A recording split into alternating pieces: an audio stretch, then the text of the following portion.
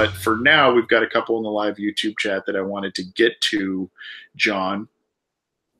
One is from Sean Blankenship that says, "Would you activate Auden Tate if only for red zone targets?" Now, just little background: the Bengals recently activated him to the roster this last week, especially in the wake of AJ Green's injury.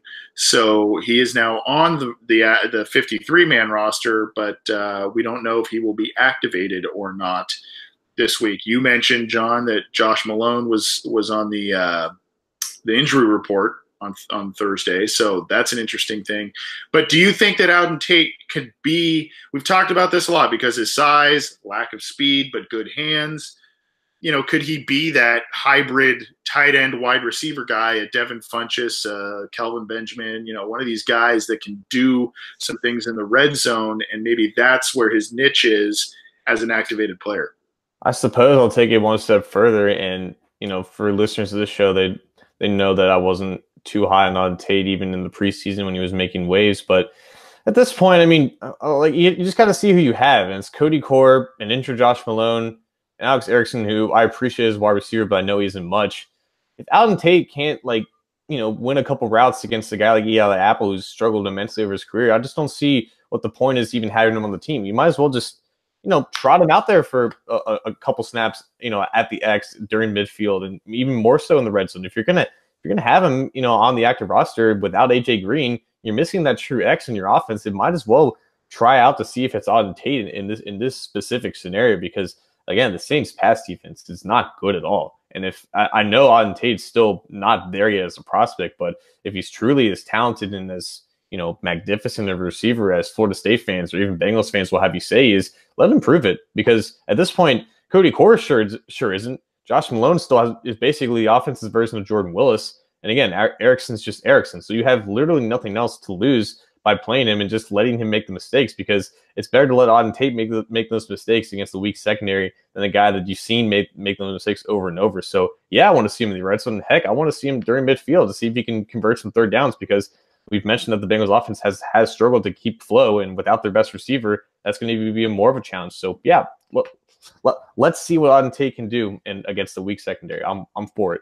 Yeah, and I don't think we're talking about an exorbitant amount of snaps. But I think there are plays that, hey, put him out there for the plays that you saw him succeed with in the preseason. Put him out there for the plays that you saw him dominate at practices and off-season work.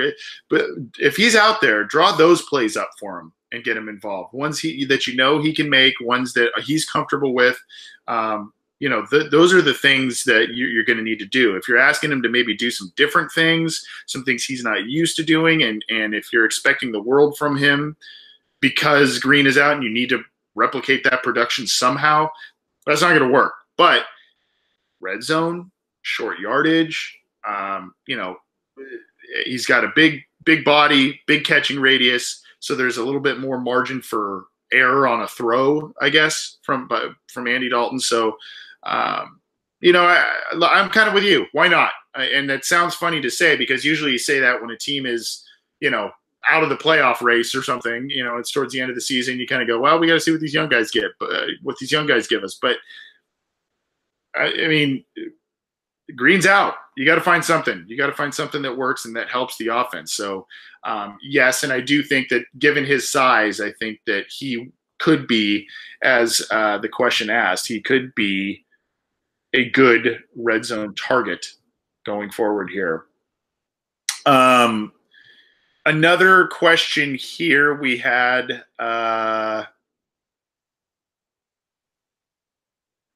Let's see. Oh, okay. Vernon Lawson. This is an interesting one in the live YouTube chat. Basically saying, with AJ Green down, the outlook doesn't look good, all that kind of stuff. But he also said now that we have a half a season under the belt, and I think we've kind of been asked this before earlier in the year, but I think now that there's a half a season and now there's a lot of injuries and things where you can kind of say, well, this is where the Bengals need to do some stuff. He's talking about draft priorities next year. So positional draft priorities. You mentioned struggles at linebacker. The defense just is porous this year. That's coaching also maybe talent in certain positions.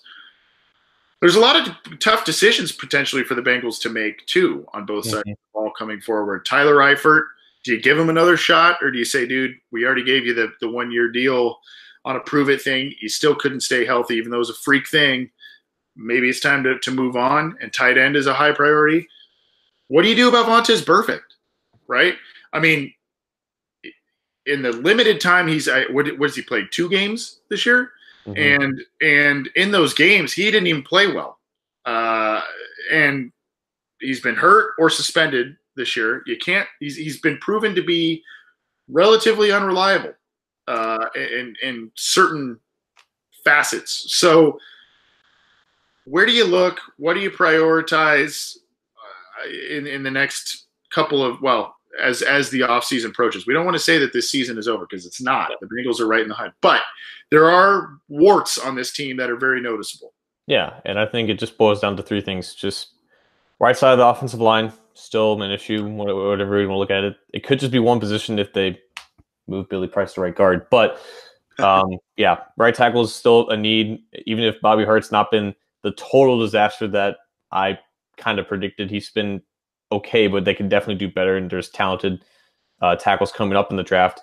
Linebacker, not only just with Vontaze Burfict, but there's nobody else besides him when Nick Vigil's not on the field, and he's entering the last year of his contract for 2019.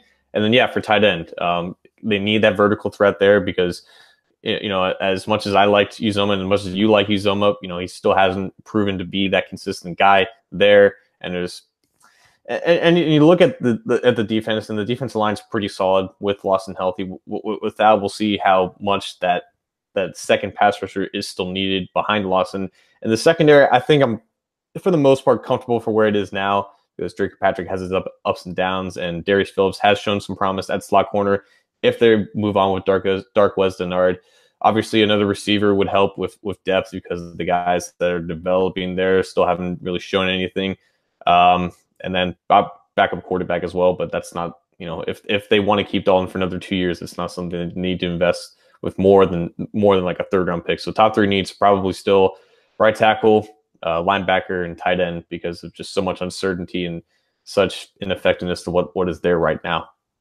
This is going to probably come out the wrong way, but when I saw Alex Redmond's missing of practices earlier in the week, I got a little, I don't want to say excited, because I don't want the guy to be hurt or anything like that, but I wish it would at least force the coaches to maybe think about the Hopkins Price both starting thing, and give it a shot. And hey, we could be idiots and it doesn't work, but I think it's worth a look, because Hopkins played well at a secondary position coming in for Price. Price was a guard in college also, and then he transitioned to center. So, I mean, it just kind of makes sense, but the Bengals are pretty set in their ways on that front. At any rate, hard to disagree with what you're saying.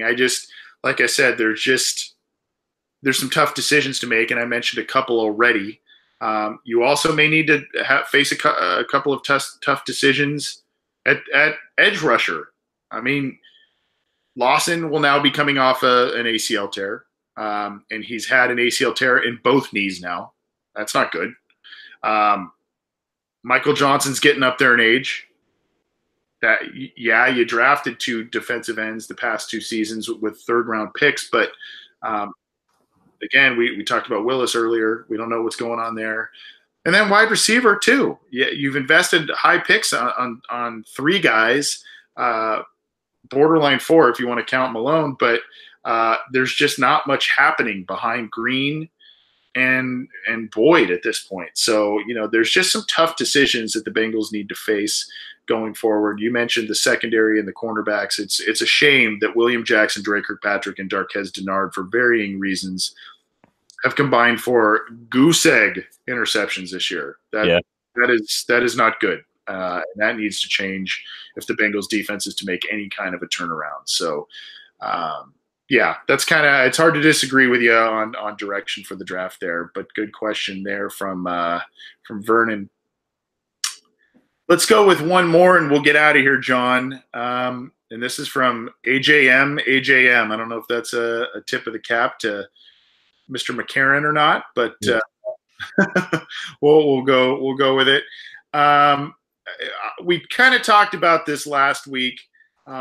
Basically, it's just another facet of what we talked about last week. But basically, he or she is asking, is the defense struggling due to Terrell Austin's system, or is it simple communication issues? Now, I teeter on this because I wrote a mailbag on this on Cincy Jungle, and it was based on some of these questions we've received. And I saw it as, Gunther and Zimmer, when they drafted guys like, or when they were here and the team drafted guys like Kirkpatrick in the first round, Denard in the first round, Jackson in the first round. These are press man corners. These are guys that you want to put on an island, and these are guys that can get physical with receivers, jam them up, all that kind of stuff. They also have good, pretty good speed. They can play catch up if they get beat, that sort of thing. And so what those guys, Zimmer and Gunther, like to do, they like to kind of leave those guys on the islands a bit. Yeah, they use the safety to help out back there, but they would do a lot of island coverages with those guys, try and get pressure up front. Now, that's been all kinds of inconsistent this year, and to me, that points to Austin. I do see that this is where I get confused on Pro Football Focus's ratings, because they are all about Jesse Bates, and Jesse Bates has had a good season. He's done a lot of good things. He's created a lot of turnovers, but I see a lot of communication issues in the back end of this defense. And I think part of that has to do with Bates' inexperience. I think also Williams is learning to play with Bates. He played with Aloka for a long time. He also mixed in with Reggie Nelson for a long time, so he's learning to play with Bates. They're all learning Austin's system. But it seems to me that there's a very high amount of big passes, big touchdowns, and a lot of looking around at each other and where are you type of thing. Your thoughts? Yeah, I think it's, like you said, a combination of both. Just when looking at just the linebackers, and this might just be transcends to more than just an Austin thing, but just in the recent history of just the Bengals defense, they don't ask their linebackers to do a lot, and they ended up getting very little production from them as a result. And Joe Goodberry has, observed this a lot on Twitter in terms of his film reviews and how little of depth that the linebackers play in coverage, and that allows the middle of the field behind them to be so vacant. And typically in the past they've had their safeties play, decently back because they just don't have the range. And as a result, the middle of the field is vacant, wide open, and so you have passes going over the middle, uncontested, and then on some place where they do drop their linebackers back, then just the short intermediate middle of the field's wide open for running backs and tight ends. So I think that's something that Austin has failed to evolve in the current landscape of the defense. But we also can't forget that they don't have talented linebackers really without Nick Vigil on the field. And if Nick Vigil's your best linebacker, that position group in itself is not very strong in the first place. So definitely a severe lack of personnel from that group. And then just in the defense, if linebacker is your least talented group, it's not the end of the world. But just for the fact of how little talent there is there, it's such a strong issue. And a guy like Zimmer was able to compensate without star players there because he was such a talented mind for getting his edge rushers and his quarterbacks to play at a high level. And it's something that Terrell Austin just hasn't been able to do with the guys that have needed to step up. So I definitely agree with you with the fact that Bates, being a first-year player, as impressive as he has in a vacuum, if they're relying on him to consistently make the right reads and calls and coverages, there's going to be mistakes. And we've definitely seen, Jackson and Kirkpatrick, leave wide open guys in their zones because they thought they were passing off to someone else.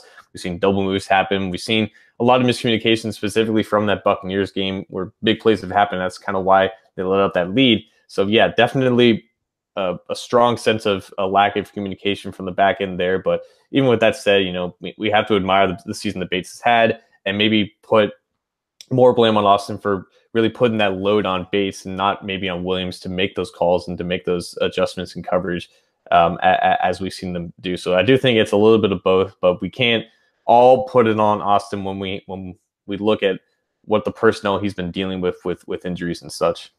Yeah, and Rel Phoenix in the live YouTube chat says it's tackling! Exclamation point. Yes, but that's just part of the problem. Right. Getting off the field on third down, letting up third and long situations, second and long situations, that's a problem. And hey, it's easy to bash Austin, and yes, he is to blame, but there have been times. How many times has I mentioned earlier about the trio of Kirkpatrick, Denard, and Jackson not having an interception? How many times have we seen Jackson and Kirkpatrick this year get their hands on footballs that should have been intercepted and were not? Yeah. And those have changed the landscape of those games in which I think there was 3 or 4 games in a row where Kirkpatrick had a should-be interception, did not. Jackson, I could think of at least 2 that happened this year. I mean, you get your hands on half of those, that's a big deal. And then, like you said, the injuries pile up. Vigil, Denard, Lawson now, Perfect being out of the lineup for various reasons. I mean, that doesn't help anything. And the pass defense is dead last. Maybe the remedy, you talked about Darius Phillips. Maybe the remedy now is going more nickel and dime kind of base defense, get more defensive backs out there. There may be some mismatches in terms of tackling on that front, especially if it's against a big tight end or something. But, it may limit some of these big plays and get more of those guys out there. I don't know. But, again, we've talked about this on the show basically since the Bengals started this year. And that's the way they're winning and the concern of sustainability for this team to get to the postseason and through the postseason with basically a defense that's ranked near or at the bottom in a lot of major categories. It's very hard to do that, especially when, yes, Andy Dalton's playing very well, potentially some of the best football in his career, but when you don't have a Rodgers, a Breeze, a Brady, that you can say, okay, well, the defense is faltering, but we've got a guy that can put up 35, 40 points a game, no problem. I don't know. And like I said earlier, John, the offense has also played a part into this issue because the Bengals for the first 2 quarters come out a lot of times real hot, and then they disappear in that third quarter and early parts of the fourth quarter, a lot of 3 and outs, and just getting the defense back out there when they need a rest. And it's not helping things either. So there's a couple of things at play there. This is the Orange and Black Insider Bengals podcast. Thank you for joining us live, and thank you for downloading the program. You can get it on YouTube, on iTunes.